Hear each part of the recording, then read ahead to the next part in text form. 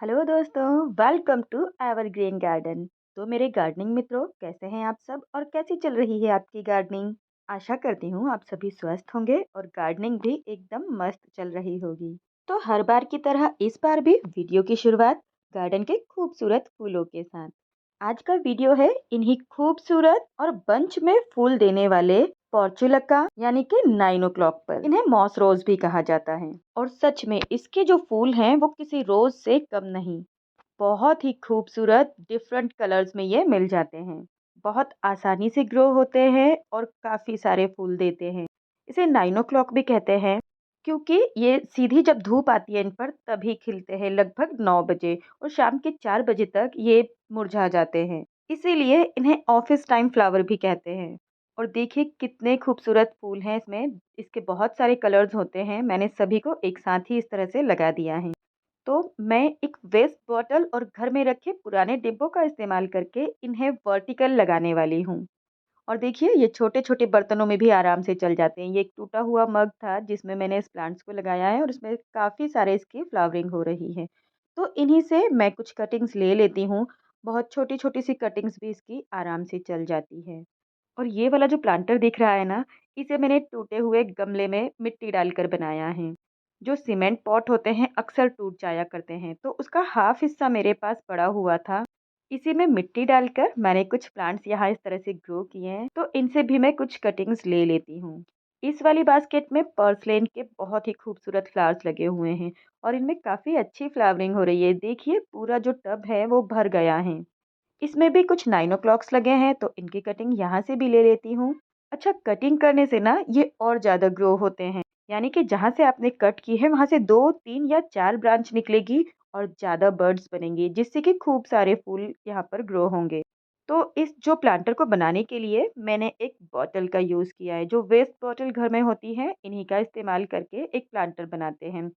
तो इसे ना इस तरह से कट कर लेंगे, जो कैप वाला हिस्सा है वहाँ के लगभग। इस तरह से हम पुरानी वेस्ट बॉटल का भी इस्तेमाल कर लेंगे और हमें फ्री में एक नया प्लांटर भी मिल जाएगा। तो किसी भी तेज धार वाले चाकू या फिर आरी का इस्तेमाल करके हम इसे इस तरह से कट कर सकते हैं। मैंने छोटी बॉटल का ही इस्तेमाल किया है। आप यदि बड़ा प्लांटर बनाना चाहते हैं तो 2 लीटर वाली बॉटल का इस्तेमाल भी कर सकते हैं।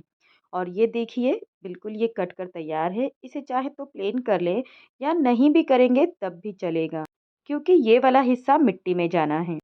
अब इसमें आप नीचे पर कुछ छेद बना लें, या तो चाकू को गर्म करके ऐसा कर लें या फिर किसी पेचकस को आप मोमबत्ती या गैस पर थोड़ा सा गर्म करके बॉटल की जो बाउंड्री है एंड वाली उसमें कुछ होल्स बना लें। पूरे राउंड में हमें इस तरह के होल्स बनाकर तैयार कर लेने हैं। और ये लीजिए, तैयार है इस तरह से हमारा एक नया प्लांटर। यदि छेद थोड़ा छोटा है तो आप पेचकस की हेल्प से इसे थोड़ा सा बड़ा ही कर लें, क्योंकि इन्हीं होल्स में हम अपनी कटिंग को ग्रो करने वाले हैं। जो एकदम लंबी लंबी सी ब्रांचेज हैं उनका इस्तेमाल हम अलग तरीके से करेंगे और जो छोटी ब्रांचेज हमने कटिंग की थी उसे अलग तरीके से। तो जो लंबी ब्रांचेज हैं इन्हें हम इस तरह से होल में इंसर्ट करेंगे और जो इसका टॉप हिस्सा है उसे बॉटल के टॉप यानी कि उसकी जो नेक है वहां तक ले जाएंगे। इसी तरह से सारे कटिंग्स को लगा देंगे और जो छोटी कटिंग है या मीडियम हाइट की कटिंग्स हैं उन्हें इस तरह से बंच में इकट्ठा कर लें। किसी धागे या रस्सी से इन्हें अच्छी तरह से बांध लें ताकि ये अलग अलग ना हो और खुले नहीं। मैंने यहाँ पर धागे का इस्तेमाल किया है। तो बेसिकली हमें इन्हें ना एक जगह इकट्ठा कर कर रखना है, इसलिए मैंने इसे बांध लिया है। और इस वाले बंच को हम जो बॉटल की नेक है उसमें लगाएंगे। तो ये इस तरह से इकट्ठे करके बॉटल में हम इंसर्ट कर देते हैं। ये वाला जो बॉटल प्लांटर है बहुत ही खूबसूरत लगता है। जनरली पोर्चुलका हम ऐसे ही किसी बड़े ट्रे, टब या बास्केट पे ग्रो करते हैं, लेकिन हम इसे इस तरह से वर्टिकली भी ग्रो कर सकते हैं। बॉटल का जो खाली हिस्सा है वहाँ पर हमें मॉइस्ट मिट्टी डाल देनी है। ये गमले की मिट्टी है, नम है इसलिए मॉइस्ट है। इसे अच्छी तरह से फिल कर देंगे तो जो कटिंग्स हमने इसमें अंदर इंसर्ट की थी वो पूरी तरह से सिक्योर हो जाएगी। ऊपर की कटिंग को मैंने किसी धागे से इस तरह से इसके नेक में बांध दिया है ताकि ये ऊपर हो जाए और वर्टिकली रहे। अब किचन से निकले किसी भी खाली डिब्बे या कोई छोटा प्लांटर ले लें और इसमें मिट्टी डालकर बॉटल को इस तरह से रख लेते हैं। अब ये जो छोटी-छोटी कटिंग थी, इन्हें भी हम और छोटा कट कर लेते हैं और इनका इस्तेमाल अलग तरीके से करेंगे। तो देखिए बहुत छोटी-छोटी सी कटिंग मैंने कर ली है इनकी। इनके नीचे के कुछ लीव्स हम निकाल देंगे और इन कटिंग्स को इस जो हमने छोटे डिब्बे का इस्तेमाल किया है, इसमें लगा देंगे। इसमें काफ़ी सारी कलियाँ हैं, तो ये कल ही खिल जाएँगी। पोर्चुलका का यही सबसे बड़ा फ़ायदा है कि इसे आप कभी भी किसी भी तरह से कटिंग लगा दें, तो ये शॉक में नहीं जाता है और तुरंत जिस कंडीशन में आपने लगाया है उसी में ग्रो हो जाता है। अब बात आती है कि इसे हम कौन-सा फर्टिलाइज़र दें या कैसे इससे बहुत ज़्यादा फ्लावरिंग ले सकते हैं। तो देखिए यहाँ पर मैंने ये जो प्लांटर है बनाकर तैयार कर लिया है और इसमें काफ़ी ज़्यादा इसका जो लुक है अच्छा लग रहा है। वैसे तो ये प्लांट जो है बहुत ही ईज़ी टू केयर है। इसे बहुत ज़्यादा पानी की ज़रूरत नहीं होती है। हाँ, सनलाइट थोड़ा ज़्यादा चाहिए होता है, तो इसे ऐसी जगह पर रखें जहाँ 4-5 घंटे की धूप एटलीस्ट आती हो। इसे आप कोई भी कंपोस्ट खाद देंगे तो उसमें भी ये बहुत खुश रहेगा। चलिए ये एक प्लांटर बन गया, एक दूसरा प्लांटर और बनाते हैं। तो यहाँ पर मैंने कुछ कटिंग्स और ले रखी हैं। साथ में लेंगे कोइन स्टिक या फिर कोई पुराना टूथब्रश। मेरे छत पर ये एक पुराना टूथब्रश पड़ा था, मैं इसी का इस्तेमाल कर रही हूँ।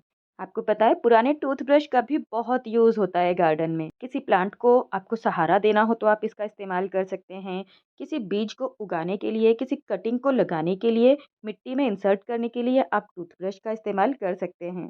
यहाँ पर मैं प्लांट को थोड़ा सपोर्ट देने के लिए इसका इस्तेमाल कर रही हूँ। तो मैंने सारे प्लांट्स को टूथब्रश के साथ धागे से इस तरह से कवर किया है ताकि ये सीधे हो जाएं। क्योंकि मैं इससे वर्टिकल प्लांट बना रही हूँ तो इस तरह से ऊपर की तरफ ये खिलेंगे तो काफ़ी खूबसूरत लगेंगे। धागे से निचला हिस्सा पूरा कवर कर दिया है और इसे एक पुराने डिब्बे में डालकर इसमें भी मिट्टी डाल दी है। और ये देखिए ये भी एक बहुत ही खूबसूरत सा प्लांटर बनकर तैयार है। तो आप रेगुलरली जिस तरह से इसे लगाते हैं उससे हटकर इस तरह से भी ज़रूर डेकोरेट करके देखिए, काफ़ी खूबसूरत लगता है। तो हम बात कर रहे थे इसमें फर्टिलाइज़र की।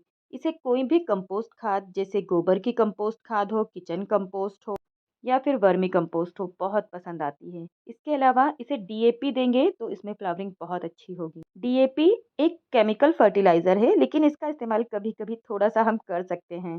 छोटे गमले में 4 से 6 दाने इसके डाल दें और यदि गमला बड़ा है तो थोड़े ज़्यादा आप इसका इस्तेमाल कर सकते हैं। ये रूट्स को स्ट्रॉन्ग करते हैं, फ्लावरिंग में हेल्प करते हैं। इसके अलावा आप ऐश वुड यानी कि लकड़ी की राख का इस्तेमाल इसमें कर सकते हैं या फिर चाय पत्ती भी इसमें इस्तेमाल कर सकते हैं। इन सभी का बहुत अच्छा रिज़ल्ट आता है। तो दोस्तों ये थी पोर्चुलका पर एक छोटी-सी वीडियो। आपको कैसी लगी मुझे कमेंट करके ज़रूर बताइए। और हाँ, ये आइडिया आपको पसंद आया है तो प्लीज़ वीडियो को लाइक करना बिल्कुल ना भूलें। तो चलिए मिलते हैं अगले वीडियो में किसी नई जानकारी, किसी नए प्लांट के साथ। तब तक के लिए बाय एंड हैप्पी गार्डनिंग।